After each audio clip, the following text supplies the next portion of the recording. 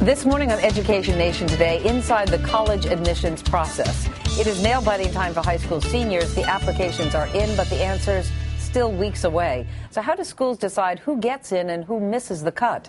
Today got an exclusive peek at what happens behind closed doors. That's the one thing I fear. If we're going to take a risk on a student, I'd like to know that there's some sort of compelling argument to do so. It's a give and take. 15 minutes that can decide a student's future.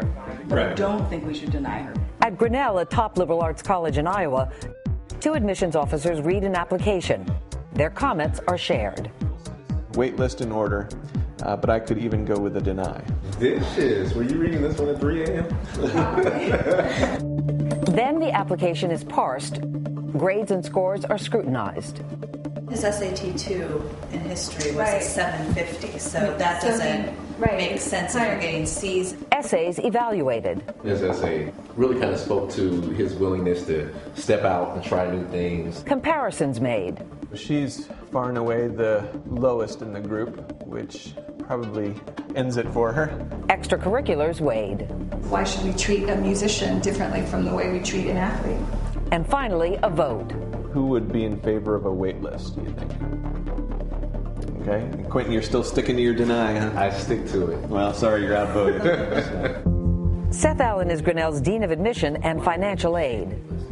I would love to say that the admission process is a very straightforward process where every student is considered on their own merits. But that simply isn't true. The process is highly subjective. Which means the pros and cons of a candidate are sometimes debated. That's a great example of an essay. I mean, it tells us a lot about the student. Well, but I guess I would take a contrarian perspective. He's talking about how much he's changed, but do we really see that in the evidence of his application? For me, the issue is more of the transcript coupled with the light extracurricular involvement. Mm-hmm. He's at a school and in an area where we'd probably like to have some more kids. People can be very persuasive. If someone provides a rationale that you hadn't thought of, they raise issues that you hadn't really considered, your mind can change. Who would be in favor of admitting? Still. One, Tina, okay. Wait list? Okay. It's little things in the process that please us, surprise us, uncover something that we think, wow, this is someone unusual that we'd like to include in the class. Who would vote to admit? Okay, we'll call her an admit then. And we want to thank Grinnell College for its cooperation. Jacques Steinberg is the New York Times national education correspondent and moderator of its blog, The Choice. Jacques, good morning to you. Yeah. I got nervous just watching that. It took me back to when I was a senior in high school because you never do get over that feeling. No.